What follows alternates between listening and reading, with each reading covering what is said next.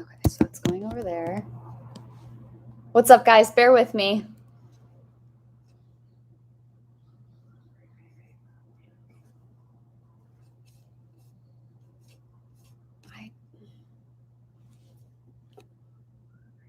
Oh, it looks like somebody's on. What's up, guys? If you're on live, give me a hey in the comments. Hi, Julia. Okay, thank you so much. For some reason, the like live producer inside of Facebook on my computer doesn't let me see the comments, and I want to make sure I can see your comments because this is an interactive training. But anyway, what's up, guys? Happy Friday. Today is Free Coaching Friday. So every single Friday inside of this group for the next 90 days. Well, it's been already 5 days, but you get the gist. Over the next 3 months, I'm going to go live every single Friday and do a live Q&A session. So if there are any questions that you guys have, if there's a specific training, if you're looking for support in any certain area of your life, Fridays are going to be the day that I'll answer it. So I'll have a thread inside of the Facebook group where you can ask. If you don't want to ask your questions in front of everybody, you can feel free to message me on the side. But if you're hopping on live, feel free to ask any questions. Let me know how you guys are doing, how I can support you. And if you're catching the replay, feel free to ask a replay in the comments or just message me. This is an interactive group. This is for you guys. The reason I started with this challenge was to help you make your glow up happen, right? To make 2022 the year that you show up for yourself, the year that you do all the things that you say you're going to do and accomplish all the things that you want to accomplish. Love yourself more, right? That's the point of this group. Let me shut this window. So for today, I actually have, oh, my phone is being used. All right. I have some questions that I was going to answer from my phone from a poll that I had put out yesterday, and people gave some great questions. So I'm going to touch on those. We'll have to go from memory because my phone is being used to record this live. But we're going to pivot. We're going to work with it. So one of the first questions I got was how to get yourself out of a funk. I experience these on a daily basis. Honestly, like probably every morning I wake up, it's an active decision to choose if I want to stay in the funkiness or if I want to move out of it. So my first suggestion is to not judge yourself for being in a funk, right? You're already feeling kind of crappy. You're feeling that sticky resistance. Don't judge yourself. Because of the toxic positivity, like the societal conditioning around like, smile through it, sunshine and rainbows, like you have to be positive to have a positive life.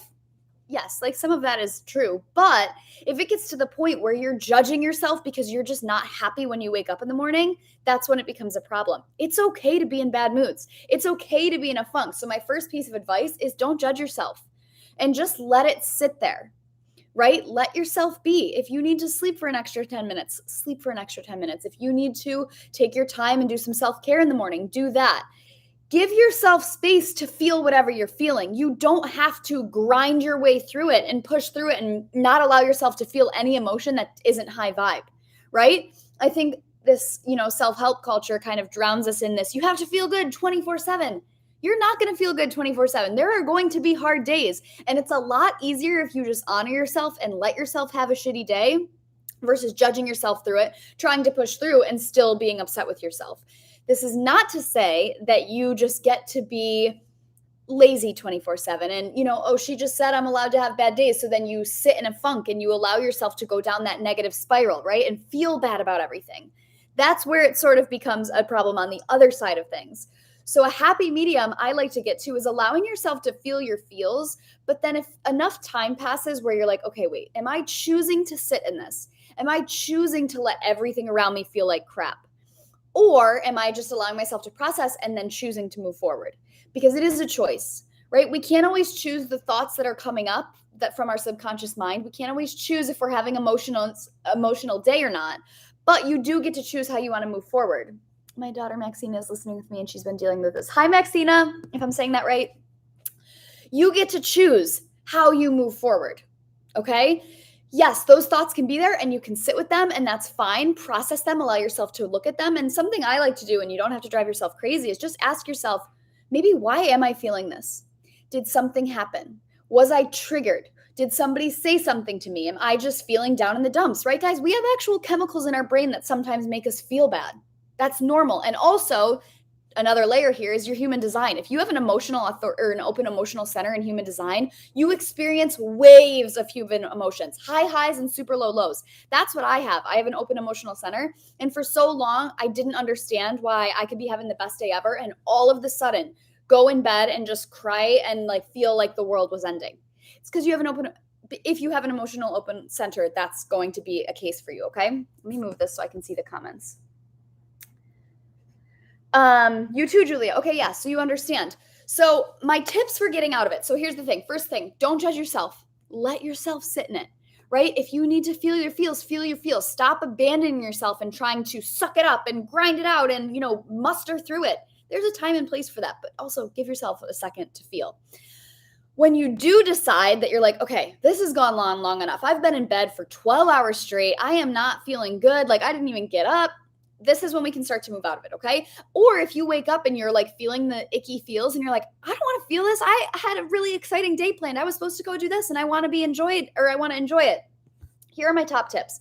First of all, get off your phone, right? Scrolling on social media, looking at the news, looking at everything that's out in society, you're allowing that to have an influence on what's going on up here. Whether you are aware of it or not, it's influencing you. And I know for me, if I'm in a funk and then I start scrolling on social media and see all of these perfect influencers and all of these people out like crushing life, that makes me feel like shit. So get off your phone, number one. Number two, move your body. And I'm not saying you have to go be a workout junkie or go on a mile or a marathon run. But what happens is our emotions are actually stored in our body. Thoughts are the language of the mind. Feelings are the language of the body. Your emotions are actual physical. I want you to think about them as like actual physical parts of your body. Just like you have an arm, you have emotions, and they're actually parts of you. And what happens is when we get stagnant, when we get in funks, when we experience triggers or, something happens in our day that we don't like, those emotions actually get stuck inside of you. And if you don't take the time to release them and get them out, they will stay in there and swirl around and make you feel some type of way. That's how it happens. So I didn't realize this for a really long time. And I was also somebody who was taught to bury my emotions. So like never cry, don't, suck it up kind of thing. And once again, no shame to your parents. Everybody's operating out of their own conditioning. Okay. So that's no shame. But that's how I was. I never cried. I never allowed myself to let it out. And what happens is if you don't feel those things, if you don't allow yourself to move them, you repress them and they stay inside of you. And then one day you explode. So move your body. So whether that's some Kundalini yoga, like you just sit here and do some hip circles, maybe you go on a walk. Maybe you do like to exercise, so you do an exercise. Maybe you do shaking. I don't know if you guys have ever heard of shaking. You literally stand up and you just shake for 3 minutes straight and it moves everything. One of my personal favorites is to dance. I put on a song like old school, like 80s hairband kind of music, and I dance it out, right? Something to move those emotions. My final tip for the moving the emotions is EFT tapping. If you haven't heard of emotional freedom technique, I'm learning on it. I'm hoping to get certified soon, but just go on YouTube and check out Tap with Brad. He has an EFT technique for anything and everything that you can think of. And what it does is you're tapping on these meridian points that are in your body, and when you tap on these specific meridians, so I'm not going to go into the whole thing. Go watch Tap with Brad's introduction video, but you're moving out these stagnant emotions and you're speaking certain things at the same time. So go head over to YouTube, Tap with Brad, check him out, and just try it. It doesn't have to be your cup of tea. Once again, these things that I listed, guys, you have to do what feels right for you. Maybe you don't like to shake. Maybe you don't like to do the EFT. Maybe you don't like Kundalini yoga. Do what feels best for you. And if that looks like a walk, or that looks like some gentle stretching, or that looks like just sitting up and down in bed a few times, just something to move the emotions, okay? Getting out in nature is another huge one. When we sit inside and we get stuck and we get comfortable in our current environment and you're not already feeling in a good mood, the energy in the room is also going to be the same. So if you can just physically move yourself, particularly or more specifically outside, it's going to make you feel a lot better. I learned from Nick Ortner. You learned tapping from him? I don't know who that is, but I'm going to look into that, Julia. And I shake and move. Yeah, I know you shake and move. I love that. Okay, so that's my tips on getting out of a funk. Oh, here's some more. Call a friend, right? I have a best friend and we call each other and automatically makes everything better. When you can just get with an old pal and talk about things. And if you guys don't have that kind of friendship in your life, reach out to me. I will tell you a joke. I will do something to try to make you feel better, because it's so funny how in our heads we can get. And at least for me, sometimes it feels like the sun is never going to shine again when I start going down the rabbit hole in my mind. And it feels like shit.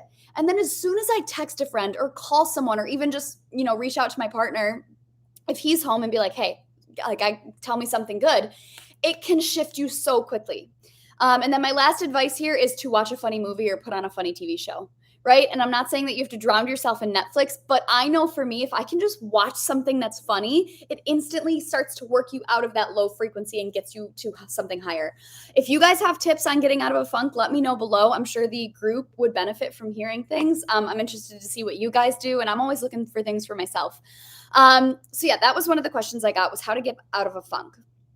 The next question, one of the questions I got, was about being really excited about something, whether it's a goal, and they didn't give me much context in this question, but saying that they're excited and they feel it.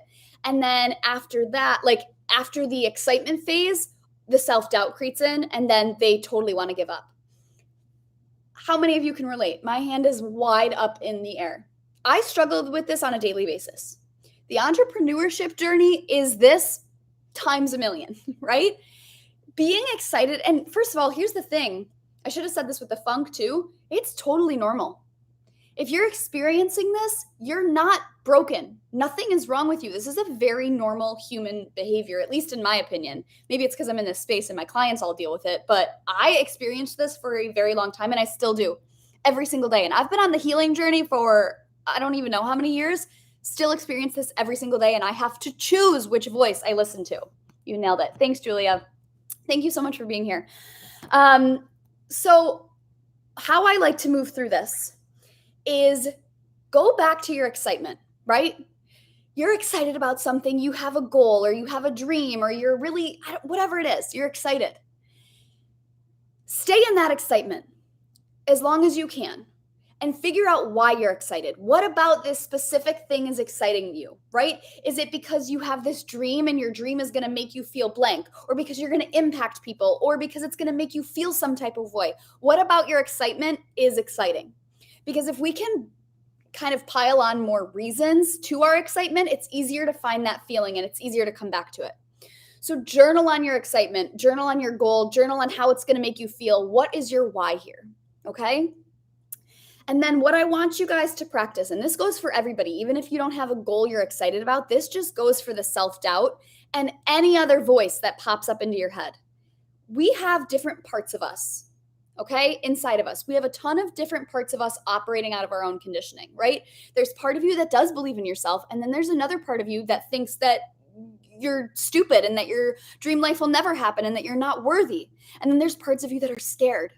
And then there's parts of you who are your spiritual self, your spiritual, like highest self, and it totally believes everything is possible for you, and it knows and it trusts and it surrenders that everything is working out. So we have all these different facets, all these different parts of us, right? What happens is they all try to compete for being in the light, right? Let's just call it that, for being in control. And what happens is, because most of us have been societally conditioned to not believe in ourselves, to have experienced more self-doubt than confidence, to have experienced more failures, or at least the emotions of the failures versus our big dreams and goals. So it's so much easier to fall into the voice that wants to make you feel like shit. It's so much easier to listen to that voice of self-doubt because it has probably a lot of past experiences proving you wrong. So for example, for me, I have struggled with consistency for forever, right? I always have these really exciting goals, these really exciting dreams. And in 1 second, I'm on top of the world and I'm like, oh my God, I'm doing this. It's going to be amazing. And then what do? I stay strong for the first 3 days and then I fall back into my self-doubt. I listen to that voice. I let it pull me down. I let it drag me down. I let it take over and I believe it. I listen to it and I'm like, you're right. Who the fuck am I? Why do I think that I could write a book? Who am I to think that I could have an impact on people? You silly girl. And then I let myself talk myself down and then I don't go for it, right? How many of you guys can relate? It's the same thing, whatever your life situation, it's whatever voice you feed. There's a really great quote. We have it hanging up in our bathroom. It's one of my partner's favorite quotes. It's mine too. I don't know I'll summarize it. It's an old Cherokee Indian talking to his grandson. And the grandson, is struggling with voices in his head. And the grandfather says there's, good and evil inside of all of us. The wolves. It's the tale of two wolves. You can just Google this. I'm getting chills. It's a really good analogy. And what the grandfather says at the end, the grandson asks, well, which voice wins? Which wolf wins, the good or the bad? And the grandfather says, the one that you feed. And that is so spot on. I relate to that so much. It's not about eliminating the bad voice. And I don't even want to call it bad. It's the voice of self-doubt, the voice that's limited, the voice that's scared. It's not about killing them off and not allowing them to be part of you. It's about feeding the voice that does believe in you. It's about feeding the excitement and your dreams and your goals and everything that you want for yourself. It's about learning to walk with that negative voice without letting it control you. So what it comes down to is which voice you're listening to. And it is so hard, you guys. Trust me. Self-doubt is one of the biggest things. I am like on fire trying to study it, learn as much as I can about it, rewire those patterns in my mind because I struggle with it so deeply. But what I've done, and I started this 30-day experiment. I'm doing it. I'm in the middle of it. I started it in like the last week of December. Is just watching that voice. And instead of listening to it, I made a promise to myself, a commitment to myself. And I want you guys to try this too, because it's scary. If you guys struggle with any lower frequency emotion, and I know we all do, but I know some more than others, it can feel really scary. At least for me, I was like, man, I feel really good today, but I'm just so scared for when that self-doubt creeps back in and it wins. I'm just so scared for when those limiting beliefs pop up because they're going to take over and then I'm going to feel sad and I'm going to feel like shit and it's not going to work. I was scared of it, very scared of it, because I'm so excited about my dreams and my goals. So I had a little one-on-one with the universe, God, whatever you guys believe in. And I was just like, listen, I want this so bad and I'm going to do it. But here's my commitment is that when that voice comes up, I just let it be. I don't buy into it.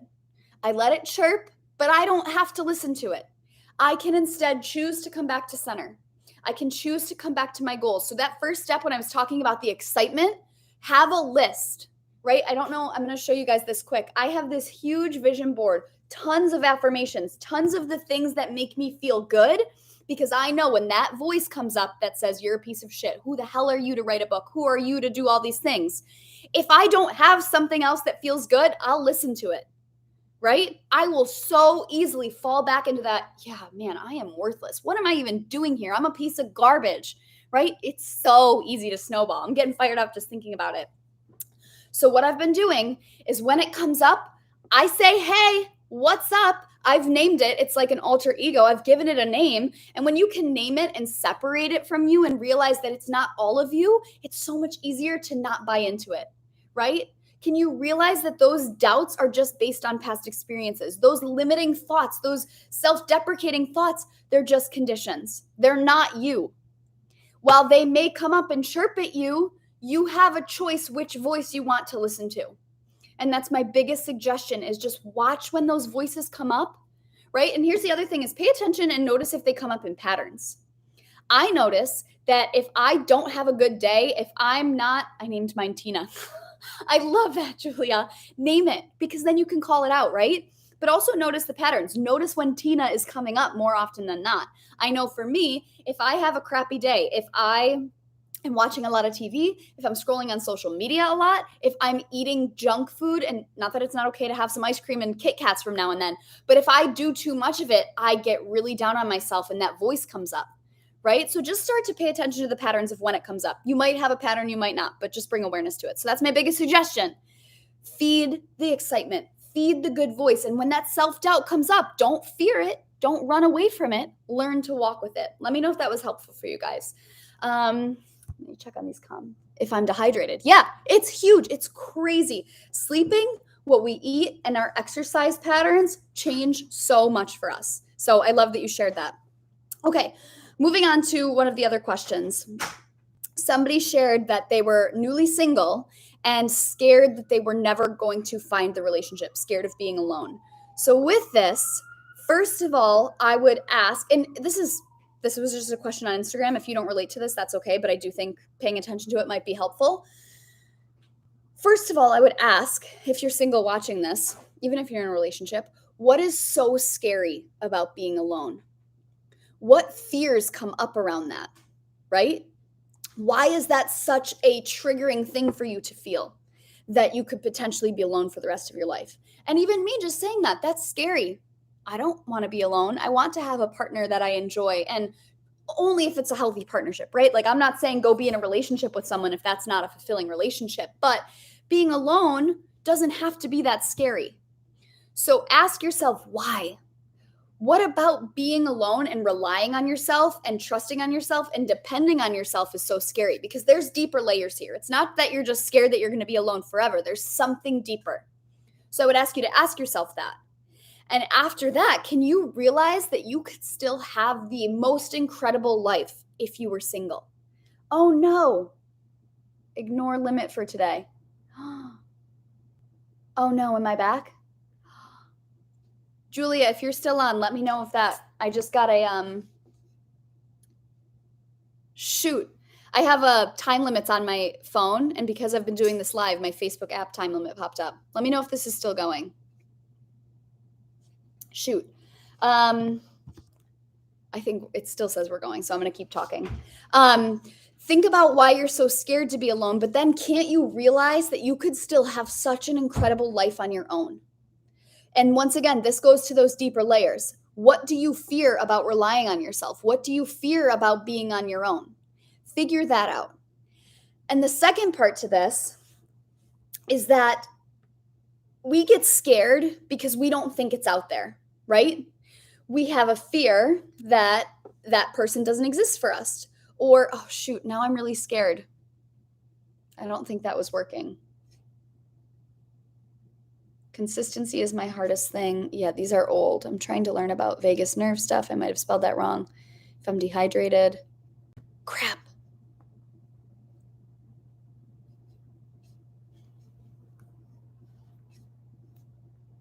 Hang with me if you guys are on live. I'm trying to see if this is still recording.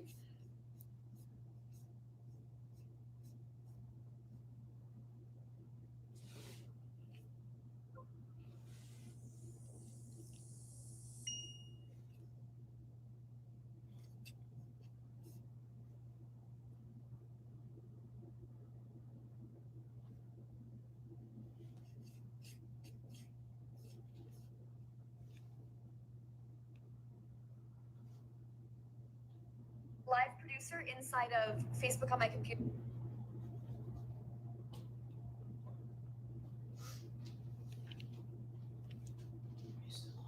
I'm going back on. You can come out here. Oh, except that's still going on YouTube, so that's embarrassing. Hang with me, YouTube, if you guys are catching this. Oh, fuck, no.